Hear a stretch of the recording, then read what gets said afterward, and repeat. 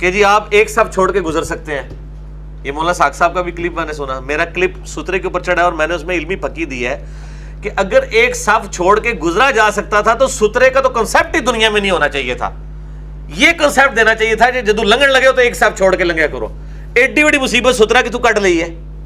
یہ اسی لیے آئی ہے کہ آپ نمازی کے آگے سے نہیں گزر سکتے. ایک صف نہیں کیا مسجد میں اویلیبل ہوتی. میں آپ کو چیلنج کرتا ہوں, مجھے جس مرضی مسجد میں لے جائیں, ایک صف چھوڑ کے میں آپ کو گزر کے بتاؤں گا. آج کل کے زمانے میں تو آپ کو معلوم ہے کہ جان نمازیں بڑی عمدہ بن گئی ہیں, اسی طرح صفیں بچھی ہوتی ہیں, ان میں بالکل متعین ہوتا ہے کہ سجدہ کہاں تک ہوگا.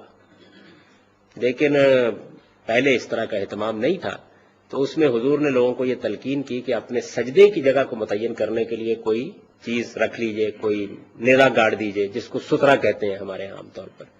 تو سجدے کی جگہ تک, یعنی جس میں ایک نمازی کو سجدہ کرنا ہے, اس کے اندر سے گزرنا تو حرام ہے. تو انہوں نے کہا کہ 3 مصلے چھوڑ کر کسی کے آگے سے گزرا جا سکتا ہے کوئی نماز اگر پڑھ رہا ہو. بھائی 3 مصلے نہیں, بلکہ امام حنبل تو کہتے ہیں صرف سجدہ جو کرتا ہے نا, جہاں بندہ جس جگہ پہ وہ سجدہ کر رہا ہے وہ جگہ جو ہے نا, اس کے آگے آگے سے کہیں سے بھی گزر جائیں. احمد ابن حنبل تو 1 صف کے بھی قائل ہیں, شافعی 2 کے ہیں, ابو حنیفہ شاید 3 کے ہیں, اس طرح ہیں, آگے سے آگے چلے گئے. ابو حنیفہ نے تو زیادہ احتیاط کی کہ نہیں 3 صفیں چھوڑ کے آگے سے گزر جاؤ. وہ آگے سے گزرنا نہیں ہے.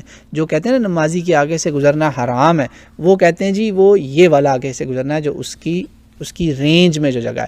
اس کی دلیل کیا پکڑتے ہیں؟ رسول اللہ صلی اللہ علیہ وسلم نے کہا کہ اگر تمہیں جدال بھی کرنا پڑے نا آگے سے گزرنے والے کے لیے, یعنی کہ اس کے پکڑنا پڑے, پنچ نہیں پکڑنا بھی پڑے, تو اس کو روکو.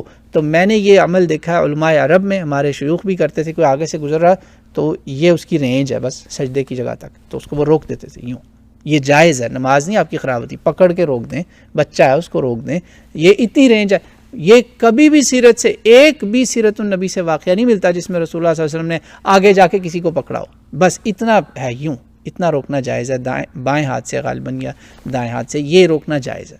That's it. اور اسی سے دلیل پکڑتے ہیں امام حنبل کہ یہ حدیث پر ان کی فقہ نا, زیادہ حدیث سے وہ لیتے ہیں بات. مسائل احمد ابن حنبل دیکھیں اس کے لیے آپ, یا فقہ السنہ دیکھ لیں آپ, فقہ السنہ میں یہ سارے آ جاتے ہیں سب کی فقہ. وہ کہتے ہیں سجدے کی جگہ بس. تو وہ حنفیوں سے بھی زیادہ ریلیکسڈ ہیں حنبلیہ, اور احمد ابن حنبل کی فقہ حدیث کے اوپر ہے. وہ اجتہاد کے اوپر ضعیف حدیث کو بھی فوقیت دیتے ہیں امام احمد ابن حنبل.